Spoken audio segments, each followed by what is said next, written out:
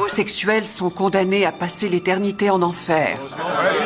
Si ces gens-là voulaient changer, ils pourraient être guéris de leur perversion. S'ils se tenaient à l'écart de toute tentation, ils retrouveraient la normalité. Si seulement ils voulaient essayer et redoubler d'efforts, si jamais cela ne suffit pas. Voilà toutes les choses que j'ai dites à mon fils Bobby quand j'ai découvert qu'il était gay. Quand il m'a dit qu'il était homosexuel, mon monde s'est écroulé. J'ai fait tout ce que j'ai pu pour le guérir de sa maladie. Il y a 8 mois, mon fils a mis fin à ses jours en se jetant du haut d'un pont. Je regrette profondément mon ignorance de ce que sont les gays et les lesbiennes, croyez-moi. Je réalise que tout ce qu'on m'a enseigné n'était que bigoterie déshumanisante et malveillance.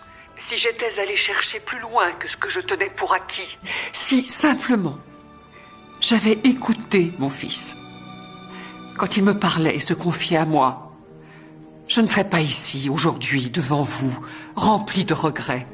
Je suis persuadée que Dieu se satisfaisait de l'âme aimante et douce de Bobby.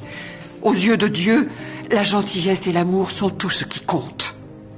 Je ne savais pas qu'à chaque fois que je vouais les homosexuels aux flammes de l'enfer et que je parlais de Bobby comme d'un détraqué, d'un pervers et d'un danger pour nos enfants, je détruisais petit à petit son amour-propre et son sens de la dignité, jusqu'à ce que pour finir, son esprit soit broyé irrémédiablement.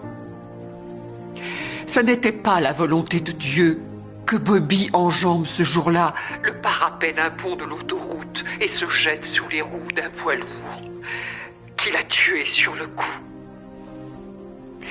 La mort de Bobby est le résultat direct de l'ignorance de ses parents et de leur peur du mot gay.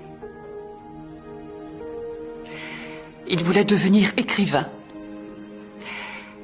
Ses espoirs et ses rêves n'auraient pas dû lui être confisqués, mais ils l'ont été.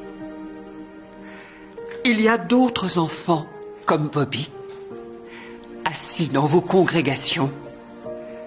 Ils écouteront vos mises à l'index, auxquelles chacun répondra Amen. Et très vite, cela fera taire leurs prières à Dieu pour la tolérance, la compréhension et pour votre amour. Mais votre haine, votre peur et l'ignorance du mot gay auront fait taire ces prières. Alors, par pitié, avant de dire Amen, que ce soit chez vous ou dans votre lieu de culte, réfléchissez. Réfléchissez